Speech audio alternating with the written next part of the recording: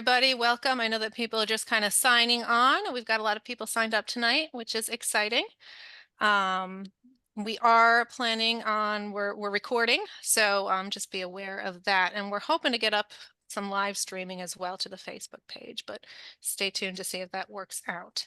So I'm going to give it a couple more seconds and then I'm going to dive into it just because you all don't want to hear me speak and do the introductionary type of stuff. I know we want to get right to Dr. Burns. So I'm trying to try and move as fast as I can through all of that. Okay. So I wanted to welcome everybody. I know we have a lot of Marylanders here tonight, and then we have a lot of people also from out of state. So we're excited for everybody that's able to come. And you know, a little plug for Maryland. If you are in a state and you're tuning a different state and you're tuning in tonight, you are the type of teacher that we want here in Maryland. And we've got a lot of good things happening and going on with our Department of Education and a lot of districts switching over to more evidence-based practices. So if you're in another state and you're struggling, kind of think of us. I'm really excited tonight. I think that this, you know, drawing attention to the National Reading Panel report, which is free and online, and lots of people don't know that, is exciting. I think it's a good document and a good basis for a lot of the evidence-based practices that we seek to be implementing in schools. So I'm really excited for that and to see any updates. Really excited for the lineup of speakers that we have and the quality of speakers that we've obtained. And so I'm hoping that to see people, you know, tuning in again next week as we move into phonics and further discussion. You know, so my name is Rachel Donnelly. I'm the president of the Reading League Maryland, and I wanted to just read out real quick our mission statement here in Maryland is to advance awareness and use of evidence-based reading instruction to improve student literacy in Maryland. So thank you for supporting that and joining us. We're going to be putting some links in the chat about how to join up if you haven't already, resources and things like that. So please keep your eye out for that. As far as participation, we want to see, you know, chat and discussion within the chat box. You know, this is kind of a book study type of format. So, you know, discussions about how these things are being implemented, maybe in your classroom, or questions to other people, or just, you know, how people are doing and where you are in what part of the country. We definitely want to see some conversation and things going on. We're also going to be on the lookout for questions directed to Dr. Burns that we'll try and tabulate, but he's pretty good at multitasking, so he might be able to keep an eye on the chat and just kind of go into things as they're addressed. So, you know, address maybe things specific to him, you know, say, Dr. Burns, what do you think about this? In the chat, and we will be on the lookout for that as well. I wanted to thank also our sponsors, Just Right Reader, and we are going to have a word from them, and they're going to be introducing Dr. Burns, and then they'll be closing out too as well, and talking about some of the things that they have going on that align with our vision and mission here and whatnot. And then before I do that, I also wanted to just give a thank you again to Dr. Burns. He is an advocate and an ally for students and teachers, and he's been involved in Maryland before. We had a committee together for, there was a committee developed for the Ready to Read Act and implementation of screening measures. Through that committee, they were asking for people to present to MSDE and to that committee. And Matt was, Dr. Burns was so generous with his time, and he just said, sure, I'll come on over and present on that. And so he's a real kind of Maryland ally, and we're very much appreciative of him. All right, I think that is all I wanted to cover. I'm sure I'm talking a mile a minute, but yes, recording, we've got closed captions available. And I'm going to hand it over to Just Right Reader, who is going to then introduce Dr. Burns. Thank you so much. Good evening, everyone. I'm Sarah Brands, and at Just Right Reader, our mission is to make reading fun and for students to learn to read with engaging decodables that are beautiful and effective. When students want to read and feel successful, when they do want to read and then they feel successful, their achievement rises. Our decodables are available in classroom libraries, to support in-class instruction, and in take-home packs to provide personalized reading practice and strengthen the school-to-home connection. You'll find my contact information at the bottom of a slide that maybe we'll show later with some Just Right Reader information on it. So feel free to reach out if you'd like to chat about your literacy work. There it is right there. Thanks so much. And how we can support the literacy work that you're doing. We rely heavily on the work of researchers such as our esteemed presenter this evening to ensure that we have high quality decodables that are grounded in the science of reading. So I am thrilled to get to introduce Dr. Matthew K. Burns. Dr. Burns is the Fain Professor of Special Education at the University of Florida and an Assistant Director of the University of Florida Literacy Institute.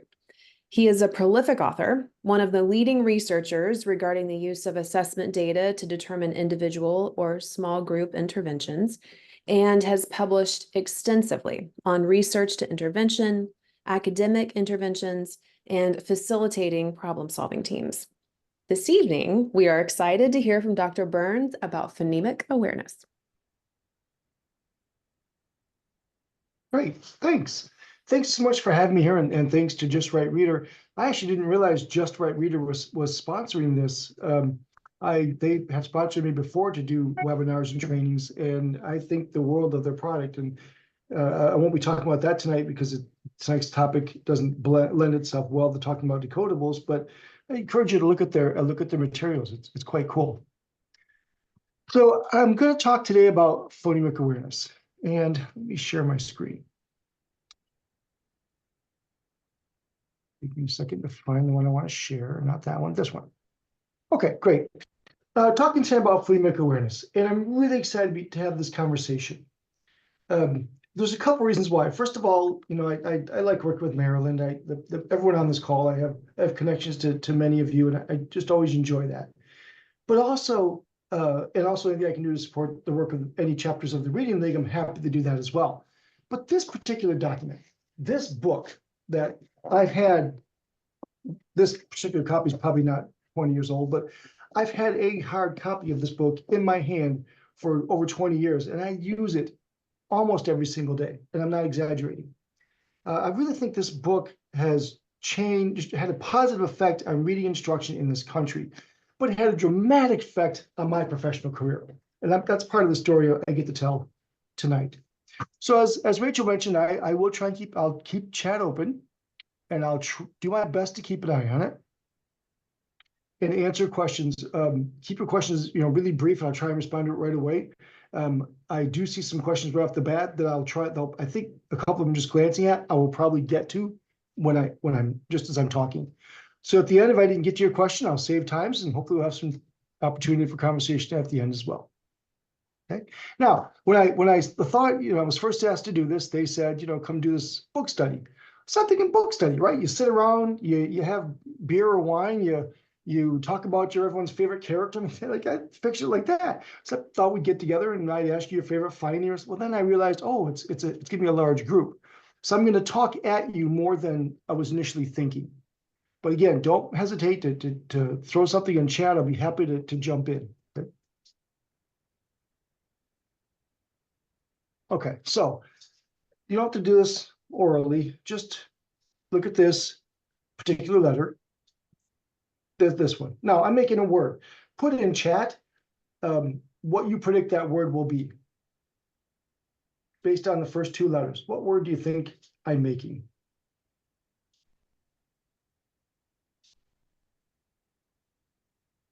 Okay, seem to be 102. Oh, a few more now saying man. Oh, good. Angel, that would have been a good example, darn it. So the last letter is map.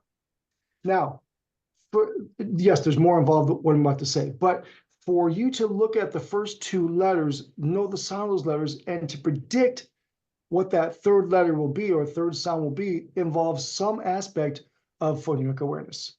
Okay.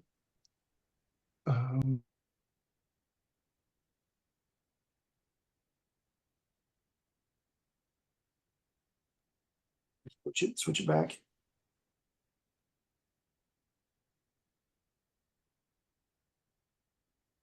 Is everyone hearing me okay?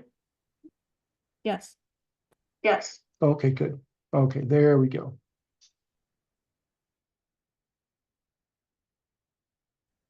Okay, do you still hear me? Can you hear me?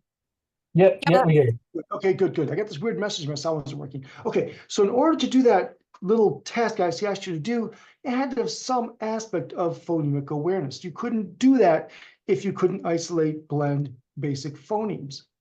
So what I'm talking about tonight, though, phonemic awareness, let's talk first about what it is. Now, the National Reading Panel, which again is this document I just referred to, the National Reading Panel report, which I'll show you a citation and a link shortly. But they define phonemic awareness as the knowledge that of spoken words, the knowledge that spoken words can be broken apart into smaller segments of sounds, which we call phonemes. That's a little simplistic of a definition. There's a little more to it than that. So let me give a little bit more context, recognizing that this group probably is familiar with the idea. So just make a couple quick points. Phonemic awareness is a part of phonological awareness. Anytime I talk about this, I'm always careful to make that point because I'm surprised at how many people still really don't understand that. Phonemic awareness is a type of phonological awareness. Phonological awareness is knowing that words or sentences have words and words have syllables and all of these. And then we get down to the phoneme level, and then we can isolate, blend, segment, and basic manipulation. Like so, phonemic awareness is a type of phonological awareness, but it is different than these other aspects of phonological awareness. And I'll come back to this at the end, but we basically conceptualize it as going from less complex to more complex. So that this kind of side of the equation of phonological awareness is less complex, okay? Knowing that, you can blend syllables to make words and sentences have words and then, syllable blending and segmenting and basic rhyming down to isolating phonemes, blending and segmenting phonemes and manipulating them. So it goes from very simplistic to a little bit more complex and really goes from broad down to precise, right? From the bigger unit of sound down to the basic phoneme of the sound. And then, of course, we're talking today about the National Reading Panel. So in 1997, Congress directed the National Institute of Child Health and Human Development to work with the Department of Education. It was the NICHD, and their task was to evaluate the research to define the most effective way to teach kids how to read, way back in 1997. And the panel was this group of scholars and group of leaders. I had the fortunate, when I worked at University of Minnesota, I worked with Jay Samuels, and that was a wonderful experience. And he and I used to talk about the reading panel quite a bit. I always wished he would write down the story of the reading panel, because there's a couple they write about it in the document itself, and there's a couple of brief histories, but I wish someone would have unpacked that history more. Sadly, Jay passed away a few years ago, but he's still a fabulous, he's a fabulous scholar that I still look up to. Thank you, Rachel. There's a link of the NICHD. You can get this document as a PDF for free on that website. But this was the group, most people know a lot of these names. These are really famous researchers and leaders in reading. Now, the process was, once they were appointed, this group had regional hearings. I don't think a lot of people realize that. They went to Chicago, Portland, Houston, New York, and Jackson, Mississippi in 1998. So just in a few months, they traveled all around the world, and they talked to parents and teachers and everyone.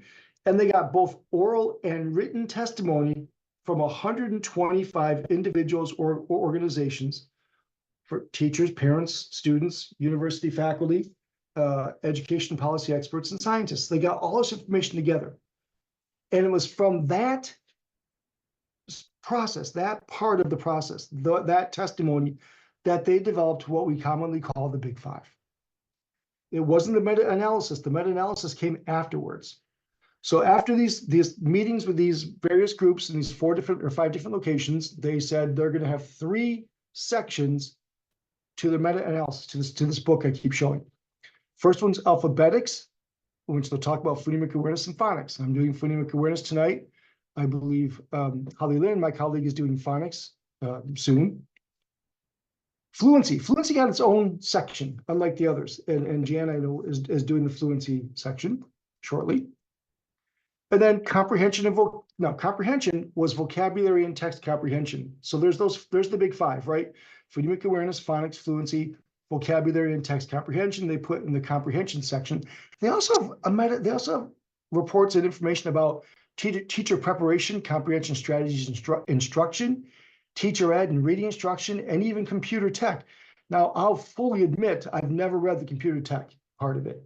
And given that it's 20 years old, probably is outdated these days, but I still think it's worth going back and looking at some of these other sections as well.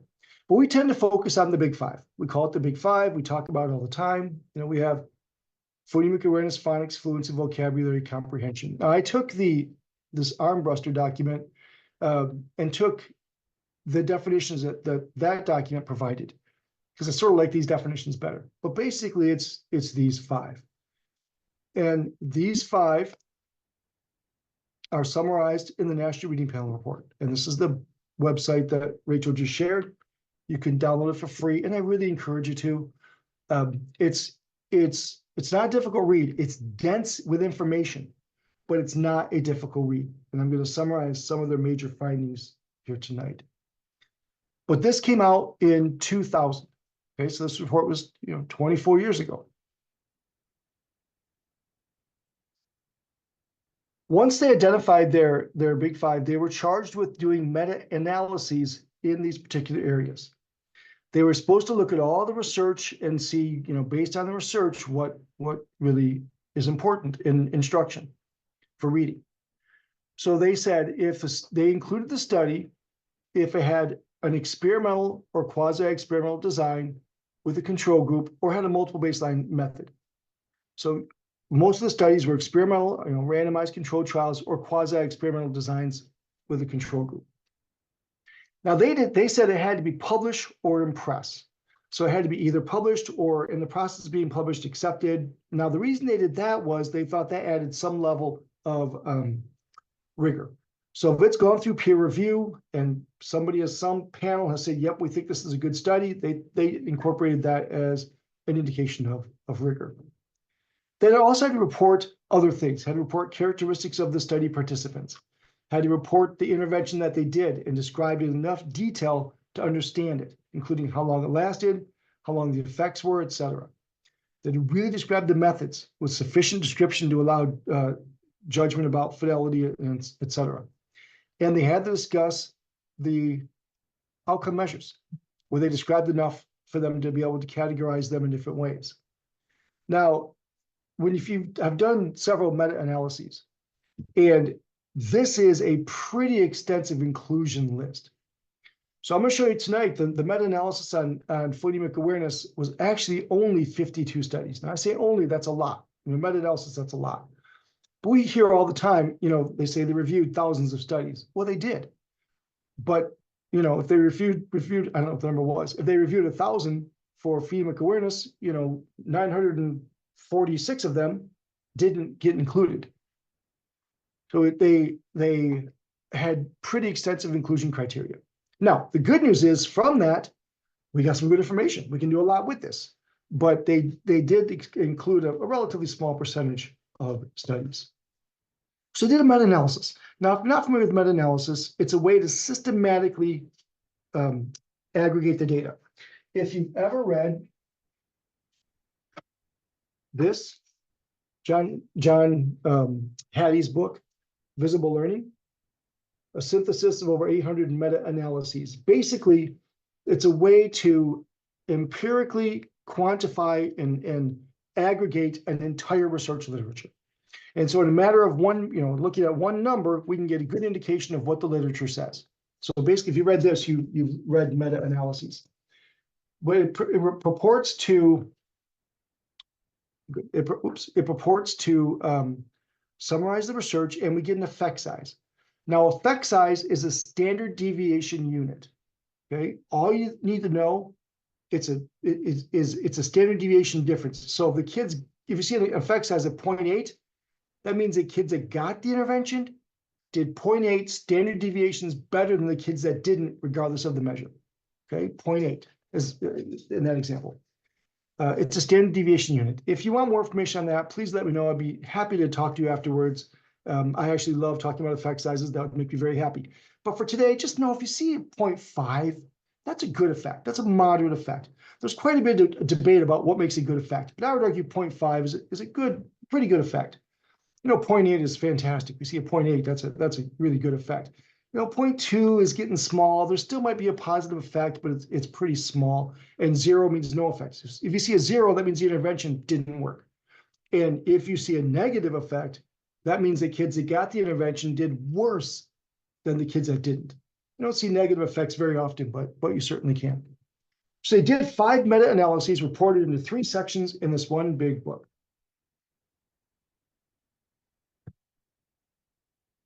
So let's talk about what they found for phonemic awareness. They asked, is phonemic awareness instruction, is it effective in helping kids learn how to read?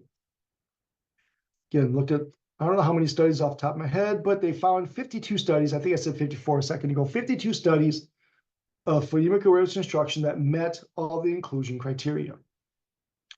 And the 52 studies looked at 3 general outcomes. Number 1, does phonemic awareness instruction improve phonemic awareness? Can you teach a kid to, say cat is made of at, and if I hear dog, that means dog. Can you teach a kid to do those things? And you do, can they do those things more successfully? If they can do it more successfully, does that help with spelling? And does that help with reading? And they defined reading as a bunch of things: word reading, pseudo-word reading, reading comprehension, oral text reading, reading speed, time to criterion, and miscues. So all of that they called reading. And what they found was phonemic awareness instruction was effective, better than doing nothing, which has always driven me nuts as a control group.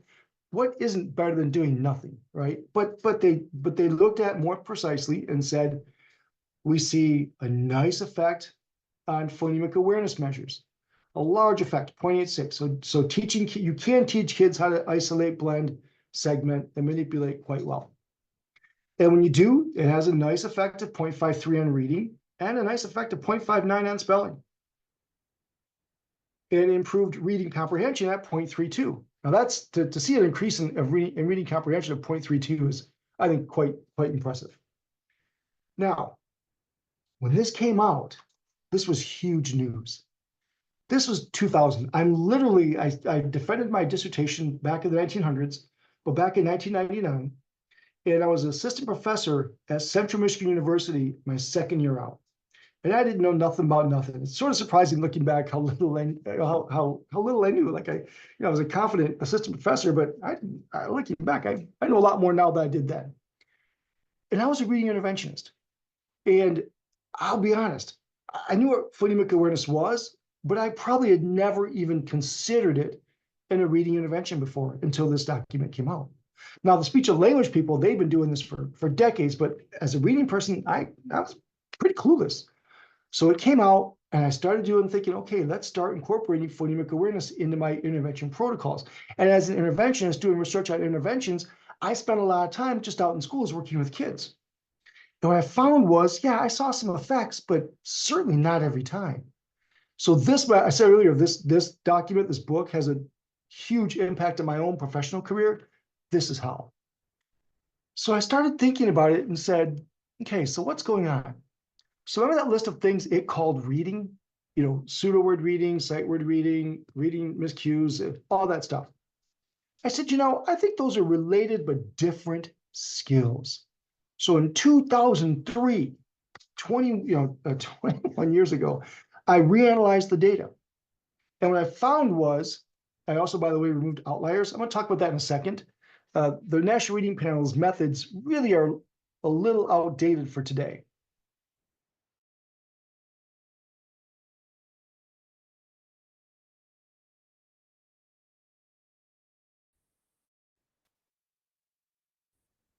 Okay. If I'm talking, you can't hear me, please just let me know. All right, so I eliminated outliers. There were a few outliers. I'll talk more about that in a few minutes, but we used Tukey's interquartile range Doesn't matter what that means. Then I looked at it and said, okay, I think those are three different skills. I think pseudo words, word lists, and actual connected text reading are different skills. So let's look at the effect of phonemic awareness training on each of those skills separately. Okay, so if the study used teaching phonemic awareness and measured its effect on pseudo words, word attack, those types of measures, 24 studies did that, nice effect, 0.84. If they did words in isolation, so they did phonemic awareness intervention and measured its effect on reading word lists. 48 studies did that, by the way, nice effect, 0.92. But if they used actual connected text reading, 24 studies taught phonemic awareness and then had the kids do actual connected text reading, and the effect size was 0.37. Now, again, not terrible, not as high as I like to be, but not bad, but way lower than these other two skills. So that really got me thinking about a lot of things. And the most profound aha moment I have from this was asking rhetorically, when should you do a phonemic awareness intervention? When the kid doesn't have phonemic awareness. That hit me like a whatever the expression you want to use, like a ton of lead or whatever. And I started really assessing phonemic awareness and realizing, oh, these kids have it, these kids don't. The kids that don't and put it into theirs, the kids that do just let it go. And then I started to see the success. And that led a line of research about 10, 15 years where I really started to work on how to isolate individual skills. And I talk a lot about this in other sessions. It's not the point of this session, but to just sort of quickly overview it, I put vocabulary and comprehension together. And so the reason being is in intervention and assessment, it's tough to tease them apart. If you're doing a vocabulary intervention, you're addressing comprehension and vice versa. And I don't really care about this distinction between them two from an interventionist perspective. So, if I assess their vocabulary comprehension, like a star reading map, and I might assess their reading fluency with something like oral reading fluency, phonics with a nonsense word fluency, decodable words, spelling, or phonemic awareness by measuring blending and segmenting. So if their comprehension is low, I look at their fluency. If the comprehension is low and the fluency is good, I focus on comprehension. If comprehension is low, fluency is low, I look at phonics. Low comprehension, low fluency, good phonics, fluency is what I target. Find the most fundamental skill in which the kid struggles. Low comprehension, low fluency, low phonics, look at phonemic awareness, good phonemic awareness. So phonics is the most fundamental skill in which they struggle, focus on that. Low in all four, hit phonemic awareness. Now that's not the point of this talk. So I'm not going to spend time on that. I'll show you one more flow chart in just a second. But the point being that really diving into phonemic awareness and what it meant for intervention led me on this path of research after 10, 15 years. And so then a couple years later, in 2008, we finally had done a couple studies and we wrote about how to actually do this. And so if the kids, map or star is good, no, is it low? No. Then focus on core instruction. Yes. Measure fluency. Is fluency low? No. Intervene for comprehension. Yes. Measure decoding. Is decoding low? Intervene for fluency? No. Yes. Assess phonemic awareness. If that's low, no. Intervene for decoding? Yes. Intervene for phonemic awareness. So this was the first sort of aha moment that came out of this. Now, I'll tell you, as I was saying a second ago, when I first read this in 2000, I knew very little about phonemic awareness. So I had an advantage over a lot of people who knew more about it than I did.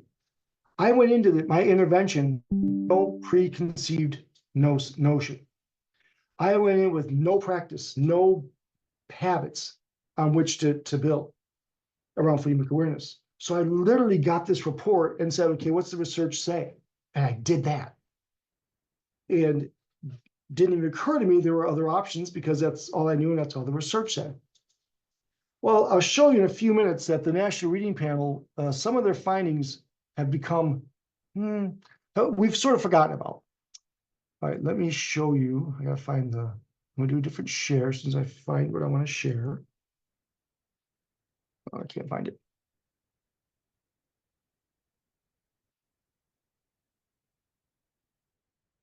Find it the hard way, sorry. There we go. Okay, so I'm online, and this is the National Reading Pedal Report, and the phonemic awareness report, and you go to table or Appendix C, and this is all the outcomes. Okay, again, I really encourage you to look at this. But they looked at, they found an effect size on, so there's several tables. This table 2, is on phonemic awareness outcomes. Table 3 is on reading outcomes, and table 4 is on spelling outcomes. Okay, so when you look at just the phonemic awareness outcomes, you see 72 immediate post-test studies, 14 that used a follow-up of some sort, effect size of 0.86 for immediate and 0.73. And that'll better for you. And they looked at different outcome measures. They looked at, different numbers of skills taught. They looked at, I'm going quickly, don't worry, I'll come back to this. My point in showing you this is there's a lot of information in these appendices. So that was just table 2. Now table 3, reading outcomes, it's the same thing. Quite a bit of information here. Again, I'll highlight some things in just a minute.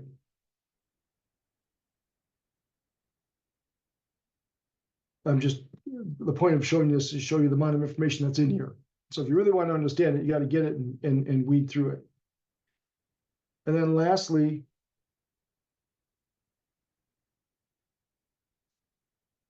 as I get there, spelling outcomes. So you can see, as I said before, it's not a difficult read. It's actually a fairly good read. It's an easy read, but it's dense with information. And there is, let me see what the final count is. Literally, what, 24 pages? No, 14, sorry, 14 pages of results. And then they present it, you can see it gets pretty overwhelming.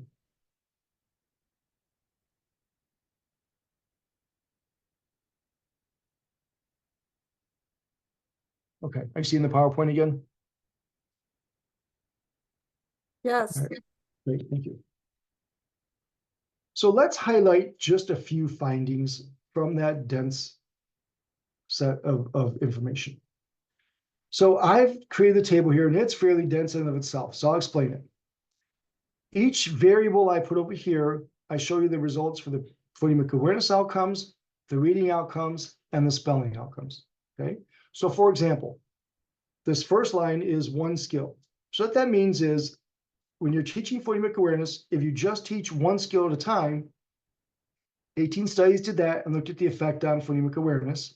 32 studies just taught 1 skill at a time and focused on reading, and 17 taught 1 skill at a time and focused on spelling, okay? And if you look at phonemic awareness, the effect was 1.16. That's a nice effect. Just 18 studies, 1 effect, 1 skill, 1.16. The 32 studies for reading, 0.71, and for spelling, 0.74. Nice effects. If they tried to teach 2 skills, so remember I showed you that this is just phonemic awareness. This is isolating, blending, segmenting, deleting, adding, etc. If you did 2 skills at a time, 1.03, 0.79, 0.87. The star means significant. So all that means is significantly different than 0. For those of you who do meta-analytic research, every time I report, I don't know if Gene Glass is alive or not, but if he isn't, he's turning over in his grave every time. I think he might be, but if he isn't, he's turning over in his grave every time I report a significant effect. Because that was sort of the whole point of meta-analysis, was to get away from significance testing and just look at the size of the effect. But a significant effect simply means that the effect is reliably positive. Okay, it's reliably different than 0. So you can say with confidence that teaching 1 skill, teaching 2 phonemic awareness skills at a time, there's a reliably positive effect. Okay? Once you try and teach 3 or more, you still see a pretty nice effect on phonemic awareness outcomes, but it's quite a bit smaller, still reliably positive, but quite a bit smaller for reading and spelling outcomes. Literally a third, about a third to perhaps half, no, about a third. And this right here, let me explain what this means. So when you see this, this means if you taught 1 skill it was equally effective as teaching 2, and both were more effective, significantly more effective than teaching 3 or more. And we see that no matter the outcome. Okay, no matter the outcome, teaching 1 skill was pretty much equal to teaching 1 or 2. And teaching 1 or 2, both were significantly stronger than teaching 3 or more.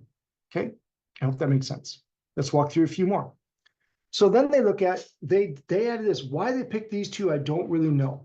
But they looked at, well, what if you just teach blending and segmenting? 18 studies, 19 for reading and 7 for spelling. The effect size was 0.81 for phonemic awareness, but pretty much equal with teaching 3 or more. If they did blending and segmenting only, it was 0.67, which was significantly better than teaching 3 or more. And if they did just blending and segmenting only, 0.79 for spelling outcomes, significantly greater than teaching 3 or more.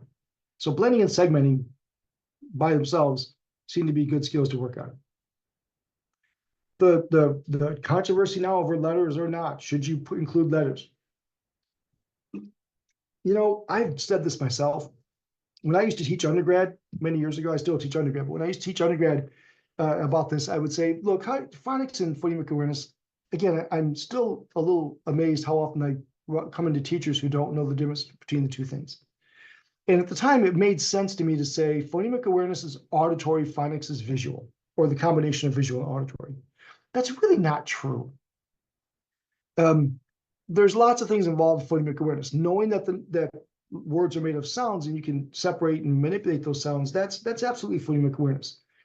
But using letters actually helps kids learn that auditory skill. And the reason I say that is 39 studies looked at phonemic awareness instruction that used letters. Okay, used letters. And the average effect size for that was 0.89, nice effect. 48 studies, well, let me do it this way. 33 did not use any letters at all. And the average effect size on phonemic awareness outcomes was 0.82. So slightly better for letters, but it's not significant, essentially equal. But when you look at reading is the outcome. The effect size is 0.67. 48 studies did that, manipulated letters, 42 did not, 0.38. And this was significantly higher than this, almost twice as big, not quite. And this one, 27 on spelling, 0.61, 0.31 for not using letters. Using letters was significantly larger than not using letters. Right? Then age, preschool, only 2 studies. I was really surprised by this. There wasn't at the time a lot of research. There's only 9 studies total on phonemic awareness instruction with preschoolers. And it might have been because of the design. You had to have a clinical, a randomized experimental design or quasi-experimental. There was only 9 studies at the time. I bet there's more now. In fact, I know there is. I'll show you why I say that in a few minutes.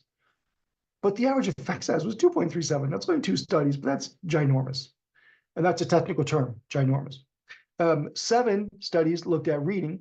It was 1.25. None looked at spelling. Well, we don't really test spelling with kindergarten or preschoolers all that often. But now look at kindergarten. That's sort of the sweet spot, right? 39 studies, 0.95. So kindergarten for this grade, for phonemic awareness outcomes, phonemic awareness instruction was significantly more effective than kindergarten, but kindergarten was significantly more effective than first, and first was equal to 2nd through 6th. Okay, so their groupings here were preschool, kindergarten, first, 2nd through 6th. I wish they hadn't done 2nd through 6th. I wish they'd done 2nd. You want to do 3rd through 6th? I could live with that. I feel like I'll show you some data in a few minutes, but you can, in my opinion, you could still see some nice effects in 2nd grade, but boy, by 3rd, 4th, and 5th grade, that's when I think you see the decline. So I really wish they had broken it up into smaller groups, or at least different groups, including 2nd grade, pulled 2nd grade out. So then if they used reading, phonemic awareness instruction, 0.125 in preschool, which was significantly better than kindergarten's 0.48. And kindergarten, 1st, and 2nd through 6th, those were basically equal, 0.48, 0.49. Again, I wish they broke up 2nd versus 4th versus 5th grade. And then spelling, 0 because there were none for preschool. Kindergarten, 0.97, nice effect, but significantly larger than 2nd grade, which is 0.52, which was significantly larger than 2nd through 6th, which was 0.14, and very small and not significant. So not a reliably positive effect on spelling outcomes. with kids in 2nd through 6th grade. Okay.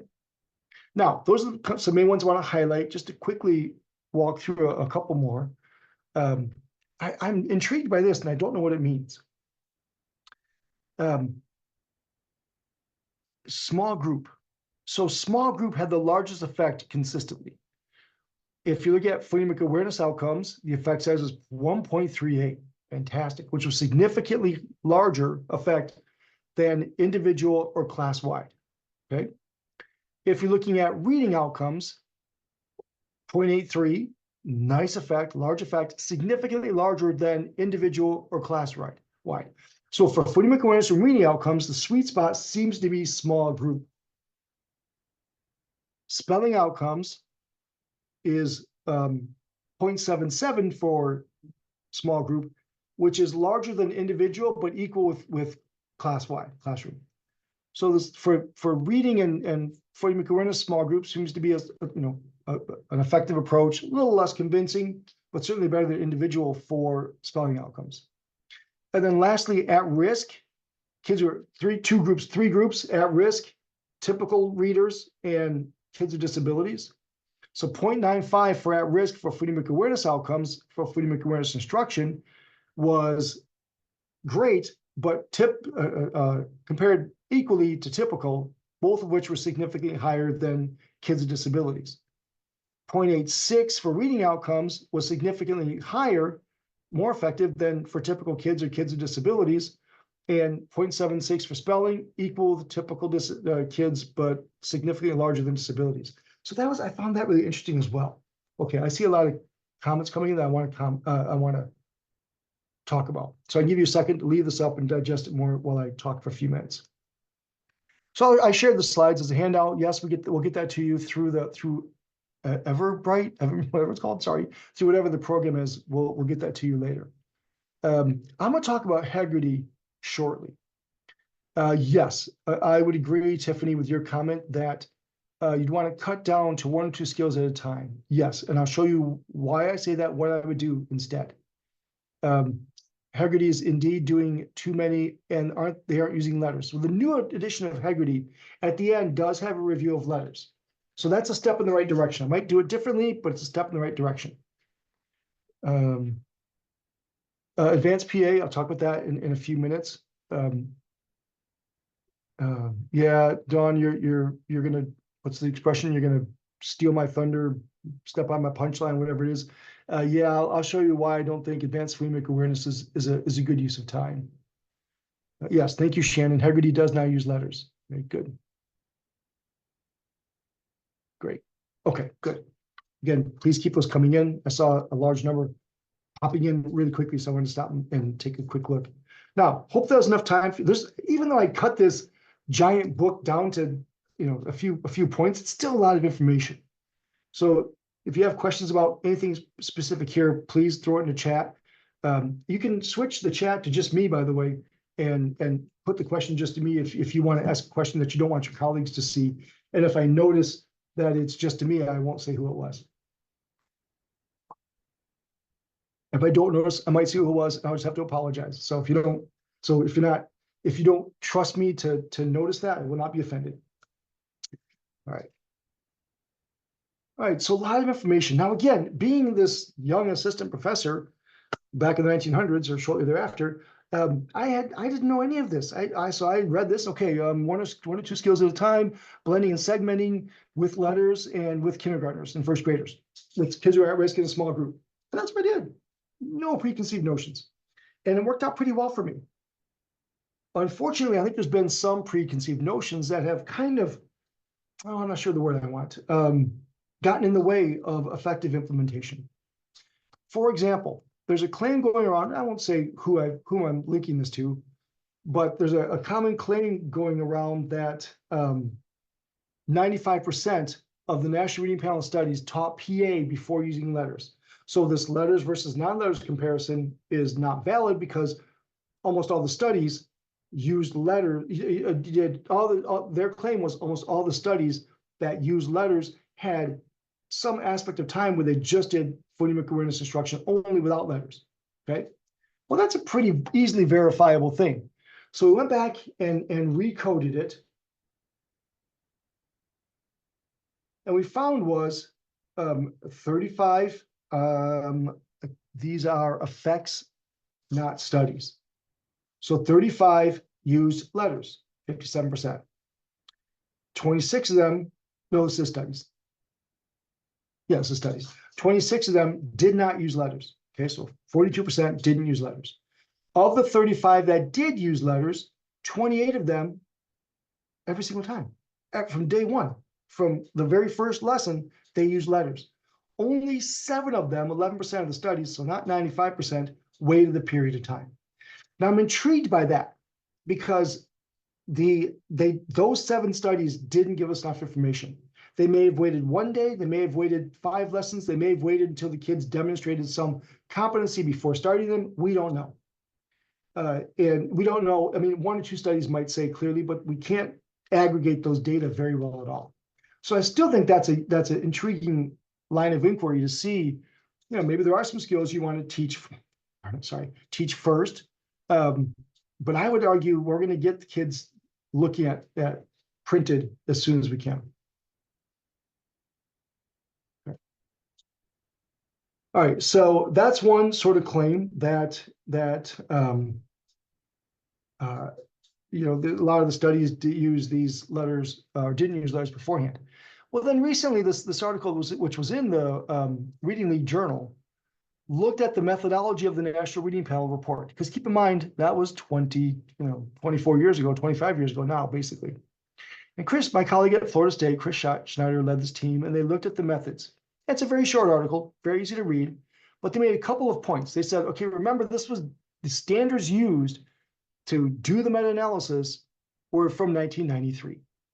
A lot has changed around meta-analyses since 1993.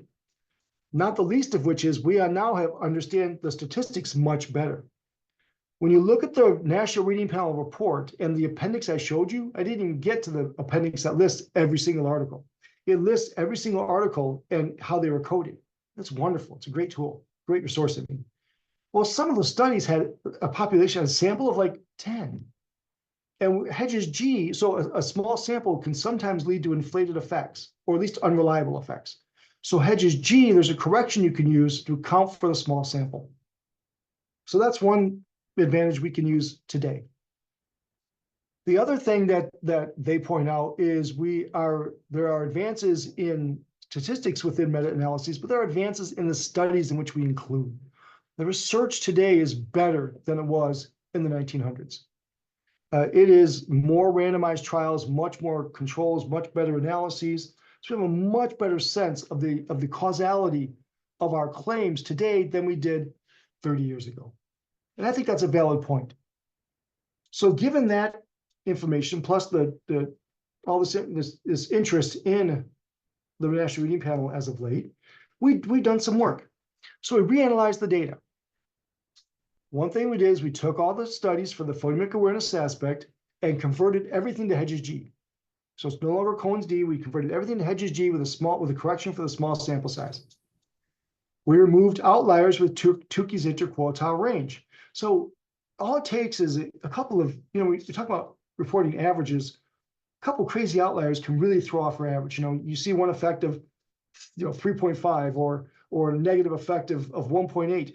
That can throw off an average. So we've identified outliers and removed them from the analyses we found 64 effects from the 52 studies, which was an average effect G of 0.75. Significantly greater than 0, nice effect. But we found 3 outliers. When we removed them, you can see the effect size went way down to 0.6. I shouldn't say way down. That's a big drop from 0.75, but still a nice effect. So these are looking at reading outcomes. I really only ever look at reading outcomes. We don't teach phonemic awareness to learn phonemic awareness. We teach phonemic awareness to learn how to read. So while I'm interested in spelling, because spelling is an aspect of reading that's important, I'm still probably going to focus on reading. And so, oh, great. Thanks, Carlene. The Reading League Journal article is on the attendee events page. Thank you. So I really tend to focus heavily on reading. And I don't know, let me see who posted that. There's someone who posted a specific question. I'm going to get to that. Yeah, oh, good, you say no rush. Thank you. Okay, good, you say no rush. I will get to that in just a minute. It was directed to me, so 94 of you are saying, what the heck is he talking about? But I will get to that, I promise. So 61 effects after moving the outliers had an effect of 0.6, still nice, good effect. All right, so phonemic awareness instruction has a nice, solid, moderate to even large effect on reading outcomes. Okay, great. Now let's go back and look at G, look at median G after removing outliers, and look at those same types of variables. So again, I'm only looking at reading outcomes. For preschool, the effect was 0.95. Beautiful effect. That's a fantastic effect. Kindergarten, 0.64, first grade, 0.38, second through sixth. Again, I'm limited to that because that's how the reading panel did it. 9 studies, 0.37.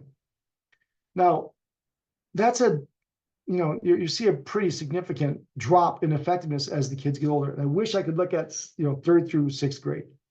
But just looking at these grades, preschool, kindergarten, first and second through sixth, the correlation between grade and effect is negative 9.9, negative 0.95, right? So it's pretty significant. Now, this isn't a significant effect. I'm not implying anything except to point out an interesting, pretty linear relationship where the older the kids are, the less effective the phonemic awareness intervention was. Now, because it's a meta-analysis, I'm hesitant to make any causality claims, but there's certainly a relationship. Now let's look at the number of skills. It was one skill only, the Hedges G, 0.65. 2 skills, 0.39, 3 skills, 0.45. Now this one I was able to break out because I actually would argue I can live with 3 skills. It's when you get 4 or more, I think it's crazy. And that's when you see the big drop from 0.45 to 0.19, okay? And so 1 skill is still significantly better than 4 or more. But I would argue 1, 2, even 3, you can see some nice effects. But once you get more than that, you have some problems. Then you start to get into, is it really effective? Like this is okay, it's more effective. But when you get into 4 or more, it's no longer less or more effective as much as it is or isn't effective now. And we start talking about 4 or more skills taught at once, you start to get in that range of, is it really even effective? It may not be. Letters used versus, not only looked at letters not used, letters used in each lesson, 0.62 versus 0.44. So again, still a higher effect. But to get this even a little bit more to see, does this matter? I did regression. Now, don't panic. I know there's a lot of information here. I'll point out what to look for. So looking at predicting the effect on reading, I looked at grade, dosage, and letters. I haven't talked about dosage yet. Dosage will come up in just a minute. But anytime I look at intervention research, I would like to see the effect of dosage. Doesn't matter how many minutes the kids get, et cetera. We found for grade, 13% of the effect on reading could be basically attributed to the kid's grade. Now, it's different than a Cohen's D or something. 13%, you start to get that 9, 10%, certainly 14, 15%. That's a nice, you could say that's a large amount, right?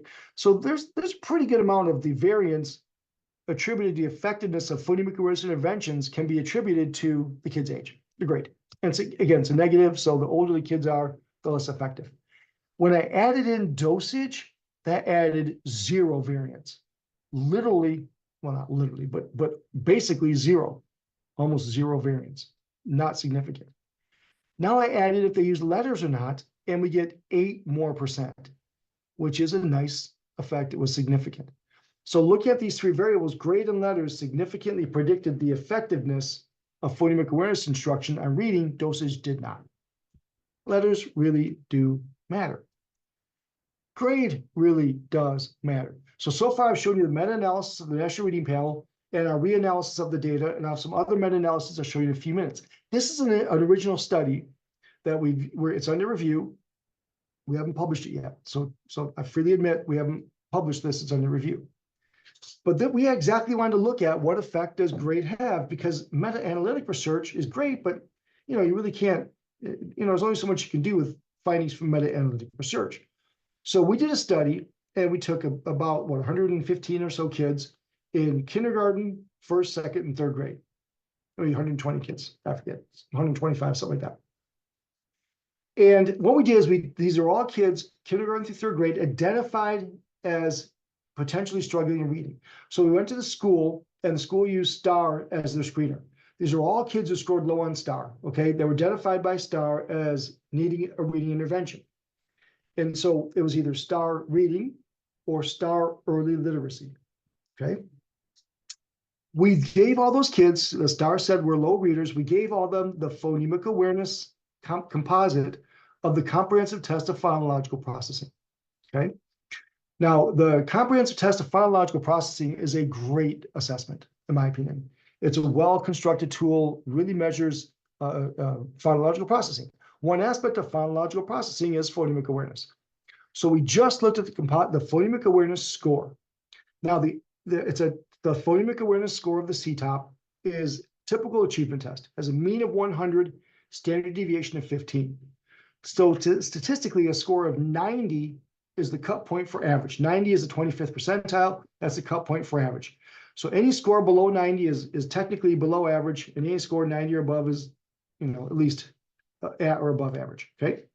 So looking at kindergarten, the average score for these kids identified as low readers by the STAR, the average phonemic awareness score was like 89 or 88. So below average, below the average range on phonemic awareness. First grade, second grade, third grade, the average score in phonemic awareness for these struggling readers was within the average range. And we look at it a little more detail. Now we're going to correlate that CTOP phonemic awareness score with the Dibbles composite score as a measure of reading. We see the correlation for kindergarten was 0.35, and it was significant. It drops off a little bit, first, second grade, but really drops off in third grade, and none of these were significant. Now let's look and see how many kids in kindergarten scored low. So of these 28 kids who were low in reading, 20 of them had a low CTOP score, below a 90. If you got kindergarten who somehow is identified as struggling in reading, phonemic awareness is a good place to start. Good question when I'll come back to that in a second. It was all 3 subtests. Good question. Was that just me? Oh, sorry.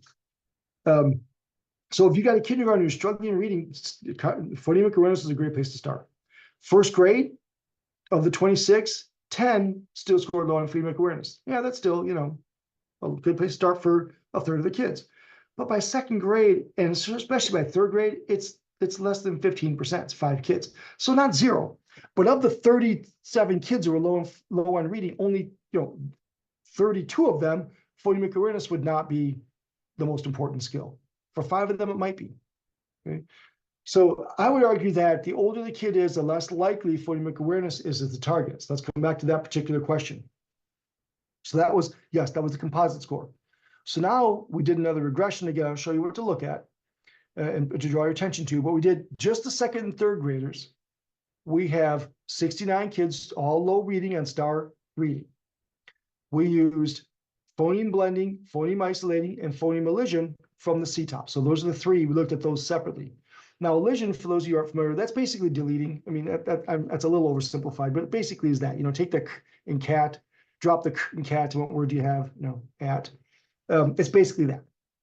So we found was among these second and third graders who are struggling reading, yes, the study was general ed students. Thank you, Dawn. General ed students who were identified as struggling readers. The looking at blending and isolating together, it was 2% of the variance. Very small, very little. Hardly any of the variance in how well the kids read could be attributed to blending and isolating with these second and third graders who are struggling readers. Then we added in decoding, which we used nonsense word fluency, and it was 56%, over half. Boy, as a researcher, I see a R squared, a unique variance of over 50%, and I'm drinking a beer. Like, I'm so happy about that. And so 56% means that over half of how well these second and third graders read could be directly attributed to how well they sounded out words. Right? Now, yes, I'm overgeneralizing within the context of this study, but that's what that means. 56% can be attributed to decoding. Then we looked at elision with these second and third graders, this advanced phonemic awareness skill, and it was back to that zero, negligible, almost no variance.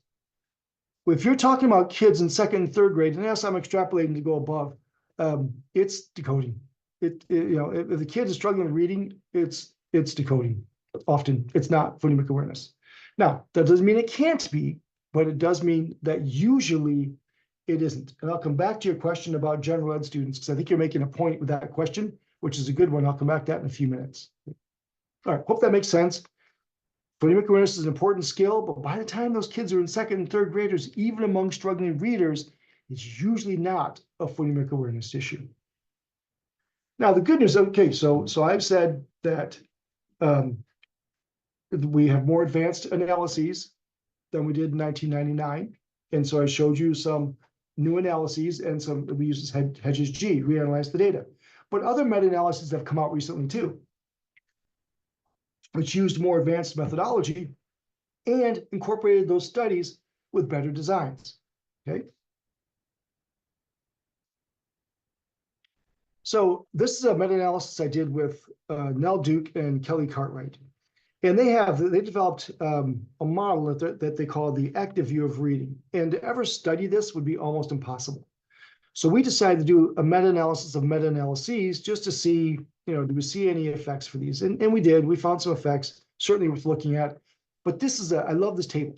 So we found things like, among striving readers, kids who identify as low readers and average readers, we see things like teaching text structures was really important. Only 5 studies, but text structure had a large effect. That was a surprising finding to me. Vocabulary was a large effect with striving readers. That's not surprising.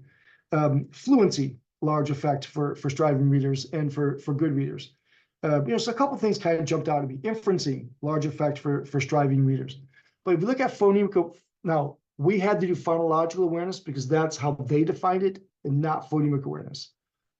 So phonological awareness includes the phonemic awareness, and we didn't differentiate. But we still see reliable effects among good readers and among striving readers. Surprisingly, a little better among average readers than striving, but still positive, reliably positive effects. Oh, by the way, this is across 300 studies total. So that was a fun meta-analysis to do.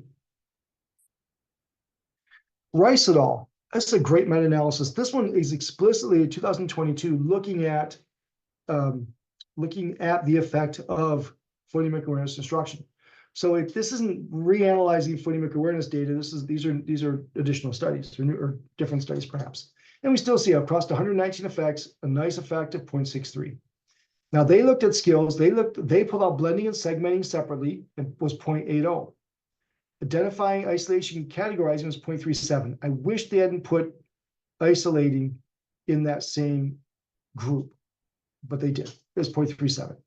Deletion and substitution, 0.49. So again, these aren't zero, but blending and segmenting were stronger. Grade, again, not surprising. Preschool, 0.56. Kindergarten, 0.76. First grade, 0.46. Now they stopped their study at first grade. Urbelli et al., not sure if I'm saying that name right, 2024, a really recent study just came out that looked at, it published in the Scientific Studies of Reading, really good journal. Now this had 16 studies, 35 effect sizes of phonemic awareness instruction. But to be included, they had to report cumulative dosage data. So they did this for 5 minutes a day. After a week, it's 25 minutes. After a month, it's 100 minutes. They had to report that, okay? Cumulative dosage data. And they only looked at preschool through first grade again. I wish they'd looked at older kids, but they didn't. Over 1,100 kids in the groups. Cumulative dosage response model took a concave parabolic form. Doesn't that sound cool? Here's what it means. It means, now this graph is a bit of a problem because I don't know what this data point is. I wish they labeled this more precisely. So somewhere between 0 and 10. Is that 2 hours? Is that 1 hour? Is that 5 hours? I really don't know, only by sort of eyeballing it. But from that, whatever time point that is, until around, they say 10.2 is the max, you see an effect size of 0.74. Nice effect. Well, then after that, it goes down. And it goes down pretty substantially. So their argument is after about 10 hours, you're probably going to max out in the effectiveness. Now I'll come back to that point in just a few minutes, because I do think dosage is important. Hold on. I'm looking at the chats right now. If an older student is reading at first grade level, is it the greater skill level? Does that make sense? That's a very good question. I'll come back to that in just a few minutes. And Dawn, I'm gonna come back to your question in just a minute too. Very similar question, okay? Okay, so what does all this mean? We've looked at the meta-analysis of the National Reading Panel, couple times, couple different ways, a recent study and some recent meta-analyses. So let's summarize a few things for implications. Well, age and grade. The younger, the more effective, generally speaking. The younger, the more effective. Preschool, kindergarten, we see the largest effects. I would argue the effect really goes down after second grade. So I don't screen for phonemic awareness systematically after second grade. Now, a couple more points though. What about dyslexia or kids with reading problems? If the kid is identified with a learning disability in reading and they're in third grade, fourth grade, they still might lack phonemic awareness. That's much more common. I don't know if it's common or not, but it's much more possible. Maybe that's the word I want. So if I don't care if the kid's in fifth grade, if they can't blend, isolate, or segment, I'm going to teach those skills. I'm going to teach the skills as part of broader intervention effort and not just do that in isolation. But if they can't blend, isolate, and segment sounds, we're going to teach that. I don't care how old the kid is. What I'm saying is by third, fourth, fifth grade, it's usually pretty rare that that's the case. So if I have a second grader and I assess their fluency and their comprehension and their decoding and they're low across the board, I'm going to hit decoding. Probably not even look at phonemic awareness. If they're in fourth grade, fifth grade, sixth grade, seventh grade, I'm going to hit those three. If they're low across the board, I'm going to hit phonics. If there's a disability, then I might look at phonemic awareness for those kids. If they're low, I'll do that. I'll address that skill. Okay, so hope that makes sense. Okay, so yeah, I hope I just answered your question, Dawn. It doesn't support it for older kids, but if you have a kid with, here's my other scientific criterion. Okay, so I'm a researcher and I do a lot of research and everything I do operates on research, except. So I have a criterion and it's scientific. If I'm working with a kid, an older kid, third grade or above, I don't screen for phonemic awareness unless the kid's really, really low. That's my scientific criterion. That's the best I got. If I have a kid who's really low, and I don't, however you define that can vary, I don't care, it's fine. I'm going to show you a phonemic awareness measure that takes me about 3 minutes to get. I do it, and it's fine. As long as you're assessing phonemic awareness, okay? I hope that answered your question, Dawn. So number one, age grade. The younger, the more effective. I don't look at it systematically beyond third grade and above, unless the kid's really, really low or if there's a disability. Brief. Don't spend a lot of time. More is not better. Remember that 10-hour finding. Keep it short. I sort of I get concerned on social media when someone says, "Hey, my kid is a struggling reader. He's in fifth grade. What do I do?" And they suggest this, 15-minute phonemic awareness intervention every day. That's probably not going to help. If it's 15 minutes, that's almost always too long. Now, I'm going to say almost always because, of course, there's probably some exception I haven't thought of, but it's almost always too long. Keep this quick. Keep it short. This is just a few minute type activity. And I'm going to focus on what I once called in a podcast, the Holy Trinity of phonemic awareness. And then Melanie, I don't say her last name, Melanie Brethor from Decoding Dyslexia in Quebec made this meme and sent it out, and it is being shared a lot. So I'm going to own it. Blending, isolating, and segmenting. Those are the three phonemic awareness blocks that really matter. The National Reading Panel showed blending and segmenting. Isolating is a prerequisite to blending and segmenting, perhaps, but I think those three are the main three.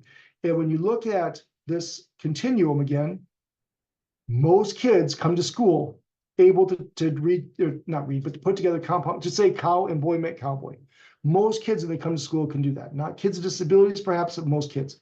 Most kids can tell you the number of words in a sentence when they come to school. Most kids. Again, not perhaps kids with disability. Oh, shoot, a longer. There's a correlation between length of your question and the likelihood I'll answer it. So I'll have to go back to it. It's a longer one too. A little more detail at the end. Now, we also did a study a couple years ago where we found that rhyming didn't predict reading very well at all.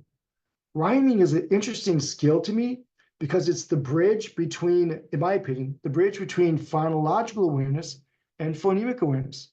And to me, that's an important bridge. But I've seen way too many times where kids struggle to learn rhyming who learned how to read just fine. So absolutely, teach rhyming, sure. Have to be part of your approach, sure. But I would not spend a lot of time on it. And if your kids aren't learning it, there's lots of reasons why kids don't learn rhyming that have nothing to do with phonological awareness or phonemic awareness. It could be vocabulary, it could be other things. Move on and get to isolating as soon as you can. If your kids come to school and they can tell you compound words and sentences and can blend syllables, boom, go right to isolating phonemes. Don't even wait. Get there ASAP. I'm going to hit those three really, really hard. Now, I might teach a little manipulation, a little deletion, a little, replace the k and cat with, that's okay. But just a little bit, right? You're not going to spend a lot of time on that. Now, I won't call out which I got this online. It's from a commonly used phonemic awareness program. I don't think the name of it is anywhere on this page, so I'm not going to call them out by name, but this is a commonly used one.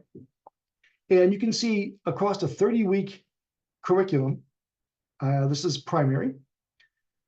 For week 1, they cover rhyme recognition, initial phoneme isolation, blending syllables, isolating final phoneme, segmenting, adding, deleting, and substituting syllables.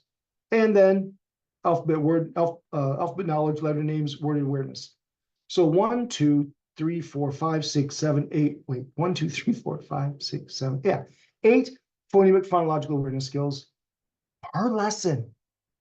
That's too many. That's too much. So what I would do is this. I'm going to assess my kids, and it can be very informal. And if they can do all these syllable work, done. Don't do it. I'm not going to spend time on rhyming. Maybe throughout the day, if I want to have the kids practice some rhyming, etc., great, go for it. But I'm going to take initial consonant and vowels. I'll take this out and later teach blending, and then later teach, move this down, like those types of things. Get this down to 1 or 2 skills at a time, maybe 3 at a time. Don't be afraid to cut things out. Don't be afraid to focus. Take out the stuff your kids know. Take out the stuff the kids don't really need. So I'm going to go back and look at those skills that really matter and cut everything else out. And then this is probably a workable sequence. Okay, I hope that makes sense. So don't do that. Now, so what I do while I teach isolating, blending, segmenting, manipulating, and I'm first teaching it, I'll teach isolating, word starts with, word ends with, sound in the middle, blending 2 sounds, blending 3 sounds, counting, tapping. When I say name the sound, I don't mean what's the name of the letter, I mean what's the sound, right? So the first sound you hear in cat is k, second sound, that type of thing. And then deleting and substituting. And then there's lots of fun games you can do to practice. And those games are perfectly fine. There's nothing wrong with having phonemic awareness games, phonemic awareness warm-ups, etc. That's the sequence that I typically tend to use. Okay. So assessment, yes, right, Jan. Cut out the fluff. If your kids know it or they don't need it, don't teach it. What does this mean for assessment? Well, there is a measure commonly used, and I tried to cut out the name, but I didn't. Because it didn't work very well. That supposedly measures initial phoneme, basic phoneme, and advanced phoneme. But when you look at what the measures are at the phoneme level, so here's initial phoneme, onset and rhyme level, say feet. Now say feet, but don't say f, right? Say guide. Now say guide, but instead of saying g, say er. For basic phoneme level, say sleep. Now say sleep, but don't say s. Like this is all deleting and manipulating. Nowhere on this measure, which is a commonly used measure called the phonological awareness screening test, does it ever measure isolating, blending, or segmenting. So instead, I wouldn't use this. Get rid of that. Instead, if you Google phonological awareness skills test, Jan, you're here. I don't think I've ever told you this. I probably owe you a drink or two, because for years I've been Googling a measure you developed, a decoding inventory, and used it because I found it for free online, and then only recently learned that it wasn't probably supposed to be for free online. So I think I owe you a couple bucks. So I'll pay it out in wine or something. But so this is I found this online, and it might be. I had the link in there. That suddenly occurred to me. Oh wait, what if this is posted and it's not supposed to be? So I won't tell you how I got it, but you can find it by Googling it pretty easily. But the phonological awareness skills test, not the phonological awareness screening test, but the phonological awareness skill test does measure isolating, initial, final, blending, segmenting. It does measure those skills that really matter. So this is the better measure to use. As part of as the handout for tonight, I gave you the inventory we created, the phonemic awareness inventory, when I was working with the press project back in the around 2010, which we studied this, we tested it, studied it quite nicely. It's a good measure. We measure isolating, segmenting, blending, and manipulating sounds. That's for free. You can use that. Just don't tell press I gave it to you. Dawn, I do like core. I think some of the measures core uses are quite nice. Because to be honest, as long as it measures blending, isolating, segmenting, and manipulating, those are easy skills to measure.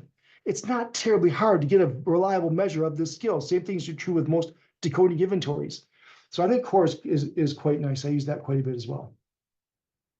Okay, so I'm gonna intervene only on stuff that really matters. I'm not gonna worry about the advanced stuff. I'm not gonna worry about the kids come to school already knowing. I'm gonna assess, isolating, blending, segmenting, manipulating, and I'm gonna use letters. Now, it doesn't mean it always has to be with letters. Some auditory is fine.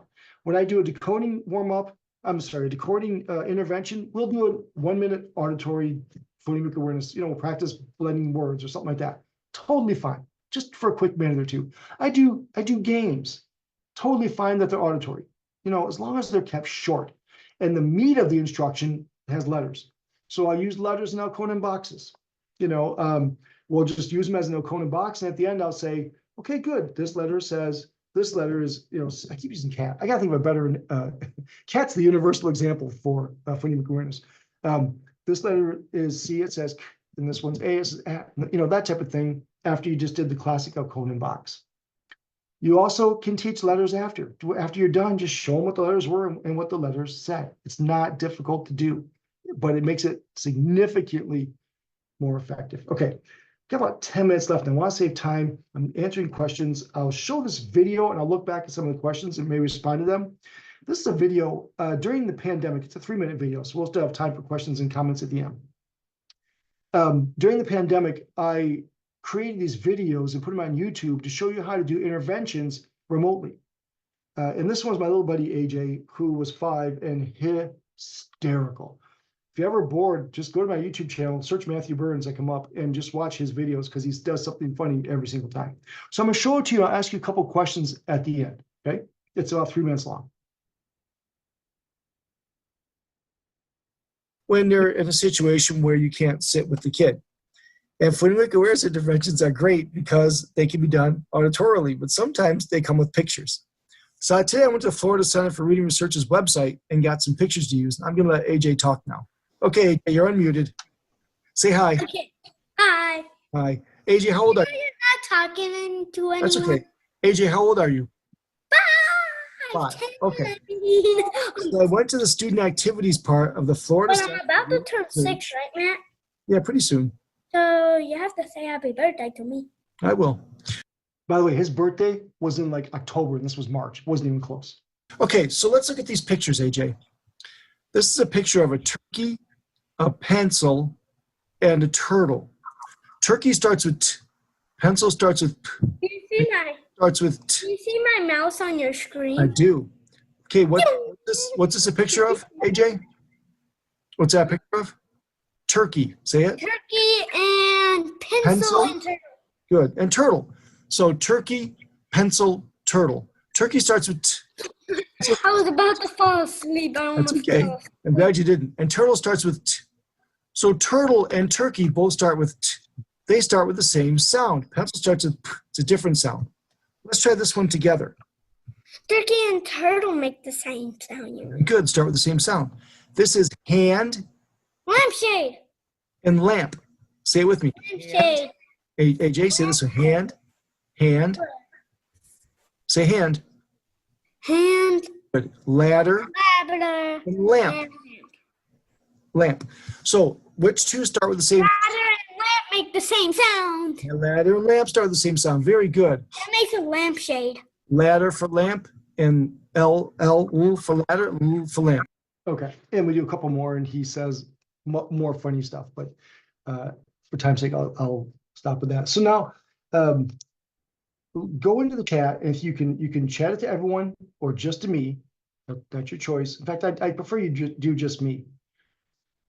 Which do you think is that isolating, blending, or segmenting? What do you think? Let's start there. Is that isolating, blending, or segmenting?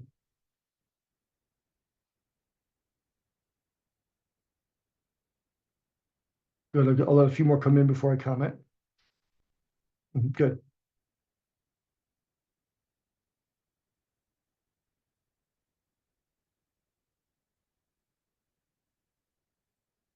Good. Very good. Okay, everyone's getting it. Yeah, this is isolating sounds, right? Now, I always go isolating first, blending and segmenting kind of together. I don't have a good sense of, is it better to teach blending first or segmenting first? And I don't see good research to forward that decision, to help me with that decision. But I definitely usually work on isolating first, and then we work on blending and segmenting.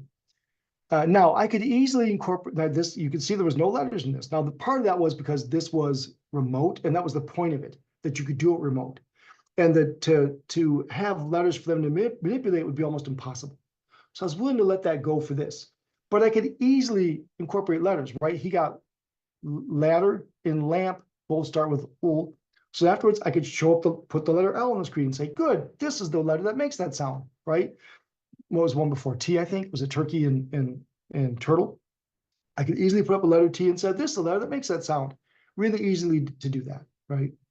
But in this case, I was willing to let that go because this is being done remotely, and I wanted to show people that you could still do that remotely. All right, let me. Very good. Let's try another one here. Try and remember if he does anything else really funny as I fast forward. Say paint.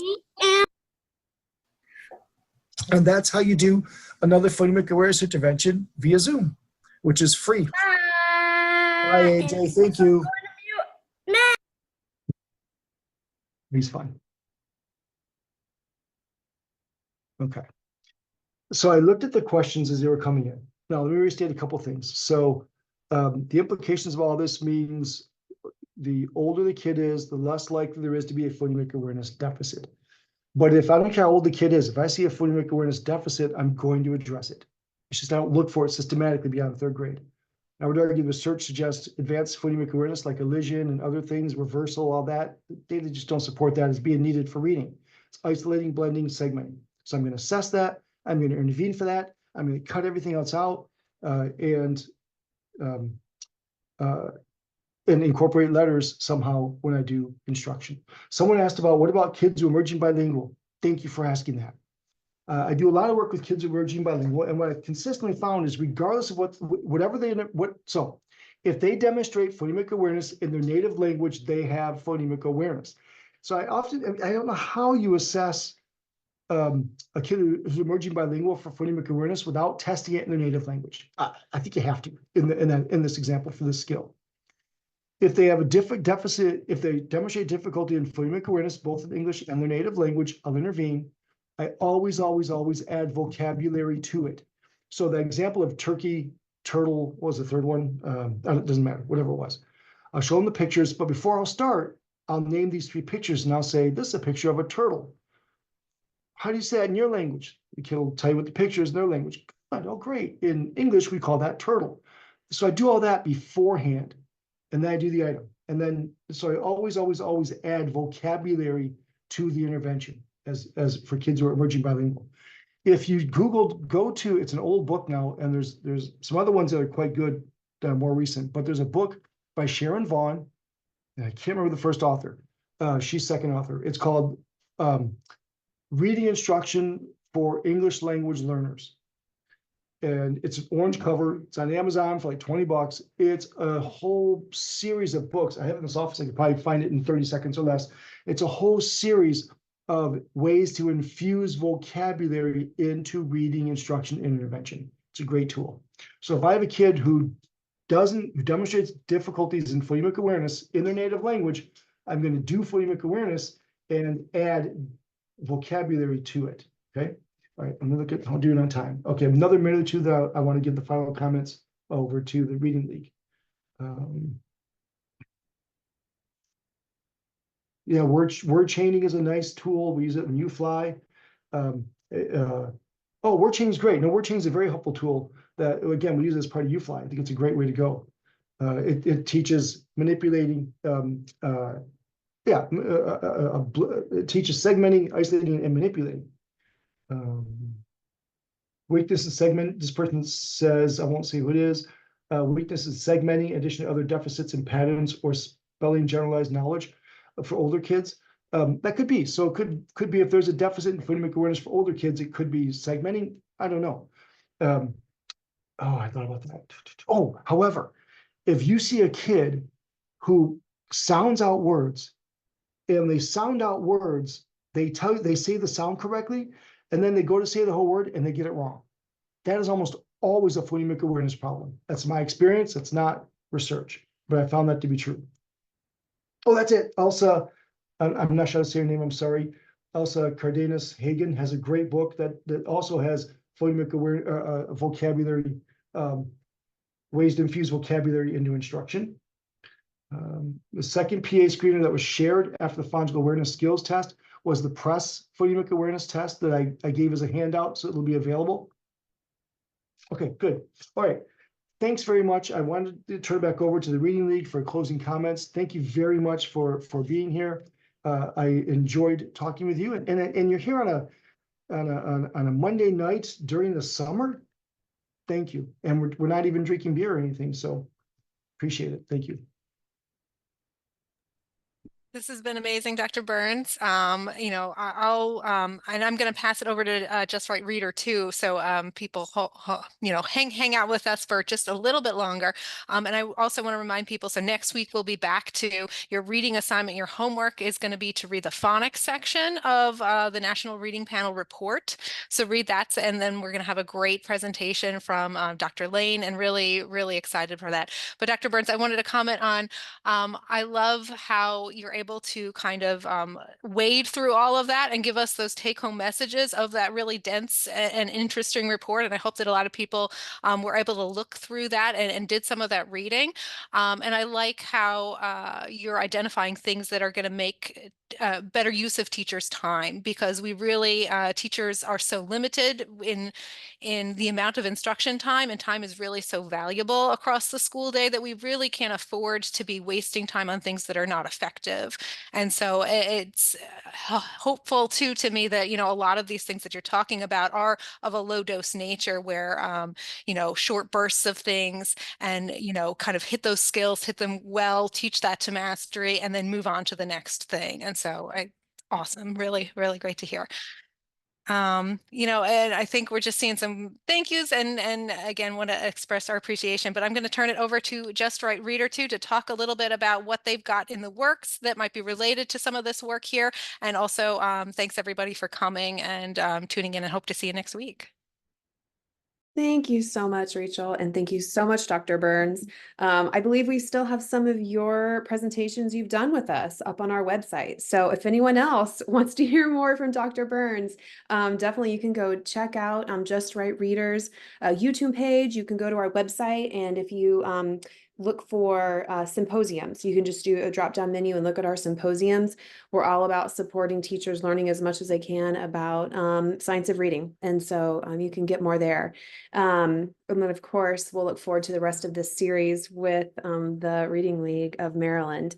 One of the things we've done is as we've incorporated some other pieces into our lessons and activities that go with the decodables, we've added in isolation, blending, and segmenting. And we start with isolation for those beginning readers, those beginning levels within the structured literacy scope and sequence, and then move on to blending and segmenting, just like Dr. Burns has recommended. So that's another resource that we have that is just a part of having the decodables, but it becomes with a purchase of decodables. So another kind of free resource that could support you is just having some word lists based on where students are working. So if you would like to learn more about that, we can share some more information about how we incorporate some phonemic awareness into some of the resources with our decodables. But thank you all so much for letting us get to sponsor this. Incredible learning, incredible information. Thank you again so much.